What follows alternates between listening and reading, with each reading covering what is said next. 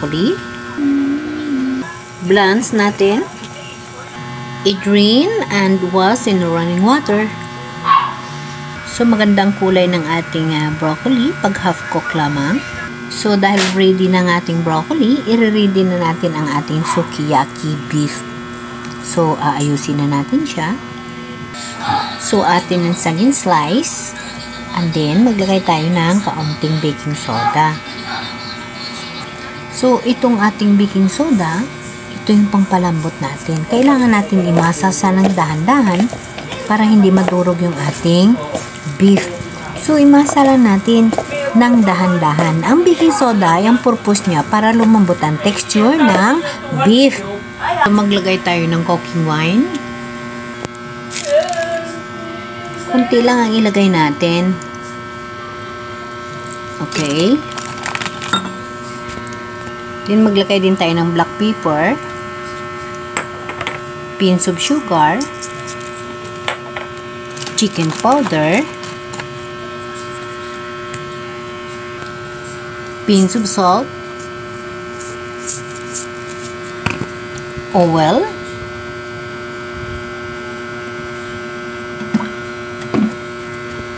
so open measurement sa, and now i-mix lang natin silang maayos, dahan-dahan lang para hindi madurog yung ating beef. I-mix natin ng maayos hanggang sa makaramdam tayo na very smooth na yung texture ng ating karne. Ganitong paraan upang malambot ang ating mga beef.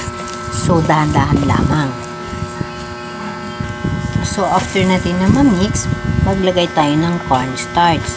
Itong cornstarch, makapadagdag ito ng pagpalambot ng texture ng karne. After that, lagyan natin ulit siya ng oil para na ma-mix natin. Kinlagyan ko siya ng oil para ma-mix natin ng maayos. Ganyan. So, after natin i-mix, after a few minutes, mga 2 minutes, atin na natin, i-fry na natin siya. So, mag-init tayo ng kawali and then maglagay tayo ng mantika. Ito siya i-deep fry natin. After natin i-deep fry, i-drain natin. Sa tamang init, ilagay na natin yung ating beef. Unti-untiin lang natin.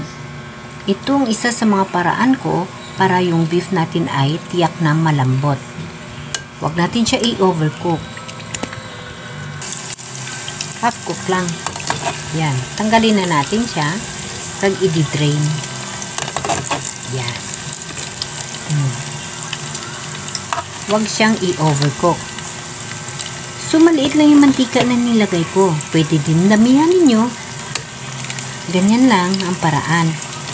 Sigurado na ang texture ng ating mga karni para sa ating gagawin na beef with broccoli.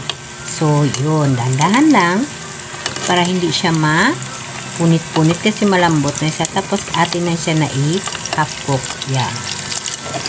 Diba? Yan. So, ito na siya. Ito na siya. Yun. Ayan na yung ating beef. So, ito na yung ating beef na gagamitin para sa ating beef with broccoli. So, naka-drain yan. So, ayan. Kukunti lang ang mantika. Yun. So, magre-ready na tayo ng ibang condiments natin. So, i-ready natin yung ating garlic and onion. So, ito na yung ating onion and garlic. So, gagawa ako ng sauce. Ang water ko is 450 ml. So, about 3 tablespoon ang oyster sauce. So, this is open measurement. So, estimate na lang 1, 2, and 3. And then, i-mix lang. And then, maglagay tayo ng chicken stock. So, wala tayong chicken stock. Maglagay tayo ng chicken powder. So, mga 1 tablespoon. I-mix lang natin ang maayos. So, maglagay tayo ng soy sauce na mga 1/2 tablespoon. Okay. I-mix lang natin ng maayos. And then, 1/2 teaspoon na salt. Himalayan yung ginagamit ko. So, open measurement, i-test nyo rin kung okay sa inyo yung flavor. Ito yung sauce na ginawa ko.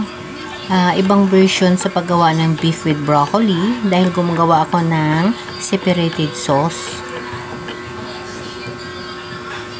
So, maglagay na ako ng pinch of sugar para mabalance ang lasa.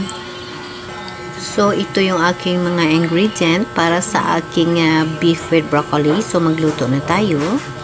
So, mag-init na tayo ng kawali.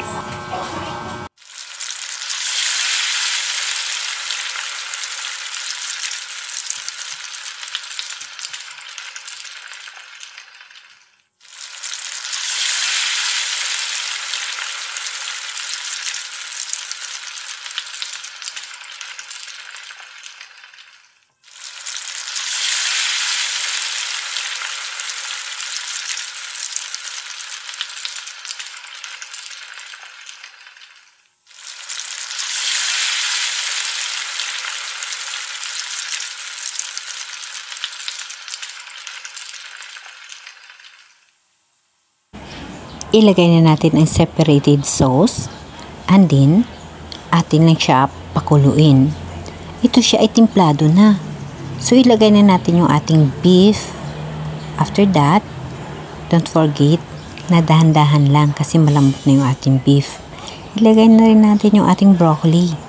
And then, konting halo-halo at huwag lakasan ng halo upang hindi madurog yung ating broccoli and beef. So, kailangan natin maghanda ng thickener. So, cornstarch and water. 1:1. Yan ang aking pang thickener. So, again, dahan-dahanin lang natin upang hindi madurog yung ating broccoli and yung ating malambot na meat. So, ito na yung ating beef with broccoli. Again, guys, thank you for watching. I hope na may nakuha kayo ng mga idea sa mga bagong recipe at mga bagong technique, mga bagong method ng ating pagluluto. Ito lahat ginagamit ko sa employer ko. So guys, again, maraming salamat sa inyo, to all my subscribers, my silent viewers, and my silent followers. To all of you, thank you. Bye guys!